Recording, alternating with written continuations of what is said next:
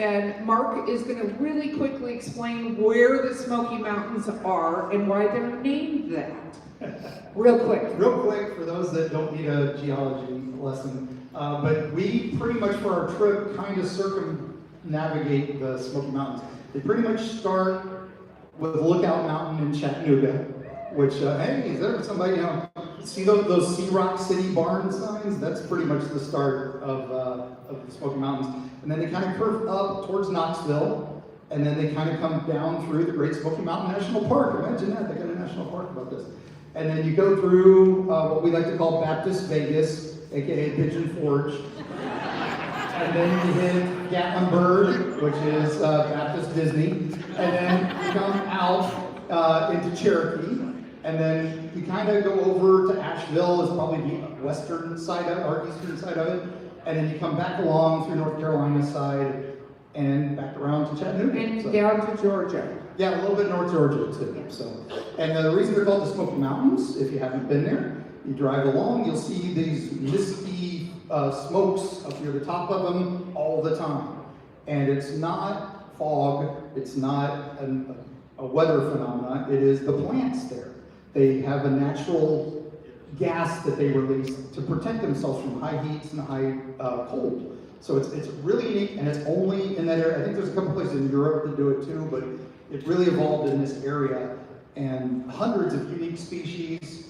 It's an amazing place to visit. Number one most visited national park in the world, in the U.S. And for those of you that are Lord of the Rings fans, it's basically the Misty Mountains. Yeah, pretty much. So, Mark, what cryptid do you want to start with? Because I think we should start over in near Chattanooga. Starting near Chattanooga, there is one. This is kind of a borderline cryptid because he's borderline between something unusual, kind of Mothman-esque, where he could be something a little otherworldly. But we go back to the Battle of Chickamauga. We like to say we're going in our Wayback Machine. We like to say we take the Wayback Machine. There's lots of snacks. I think everybody should have snacks in their Wayback Machine. And also, we use the word preternatural instead of paranormal because Shirley Jackson, who wrote The Haunting of Hill House, used that term to describe stuff that we just don't understand what it is yet. So we use the term preternatural. So this is a preternatural creature. So join me in the Wayback Machine. We have snacks from Buc-ee's. And so it's pretty cool. And where are we going back to, Mark? So we go back to the Battle of Chickamauga, which is probably one of the most brutal battles of the Civil War. And it was pretty terrible. Thousands died on each side in the first day. 12,000 dead in one day on this battlefield. But what happened was it was early days of the war, so nobody really knew how to, we didn't do like treaties to go get the wounded or anything like that. So there's thousands on this field that are just wounded and dying, and nobody can go get them because they'll get shot at from the other side. But what?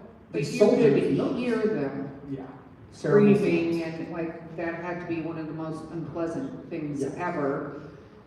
So continue. But there, amongst the wounded, they started seeing this shadowy form go from body to body, or wounded to wounded, and then suddenly they stopped. They stopped screaming. Something was draining them. Now, what's interesting about this is both sides reported this in journals. There's numerous journal entries from soldiers on both sides. No communication between the sides. There was no internet back then, in case you weren't aware of that fact. I'm not sure how history was in your school.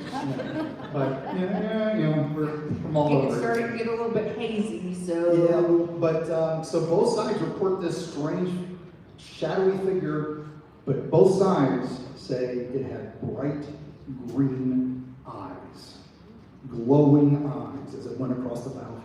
And I still get goosebumps thinking about this thing, because it is creepy. And Chickamauga is I don't know a park what's now. at all creepy about a soul-draining thing that kills the injured. I mean, that seems like a walk in the park, literally. Well, what happens is it's now a park, a national park, because the battlefield, there's lots of historical monuments there. But going back in history, we're going to go further in this Wayback Machine because Yeah. the Cherokee tribes talk about this. So when Cherokee tribes talk about it, they talk about it not as a legend or something like that. This is part of their history, right? They have stories, and that's how they communicated their history. And they knew about this creature way before there was a civil war battle there at all. Yeah, they talked about the shadow figure, the great shadow man, they called it. I cannot pronounce the Cherokee words. We need Kathy Littlejohn here. She's our Cherokee storyteller. If you ever get a chance to go to Cherokee, Kathy Littlejohn does storytelling first Saturday of every month. Worth your time. Just sit there. She'll sit by the fire and tell stories. It's amazing. But anyway, so the Cherokee talked about it. Everybody's talking about it. Now it's a national park, and the park rangers there will tell you, a couple of them have said, they've seen it still. And that I guess he dresses for the time now, so he's a little less of a black shadow figure and more of a man in a black coat with the big green eyes. Yeah, no, they'll see this person after the park is closed, and they'll try to tell him, hey, can we help you? Do you need assistance? He'll turn, look at them with the glowing green eyes, and then fade away.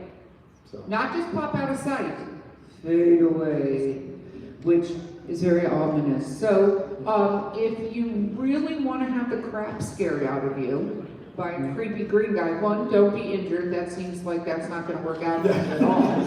Yeah. And I don't know what the qualifier is, so even if you got like a little scratch, you maybe You got a don't splinter, want to I go. wouldn't risk it. Yeah, I wouldn't at all. But they do now, like very much like Mothman Festival and stuff, they are embracing their cryptids. We love it when people embrace the cryptids. And not in a weird way. Some of you just made that weird in your mind. It's okay.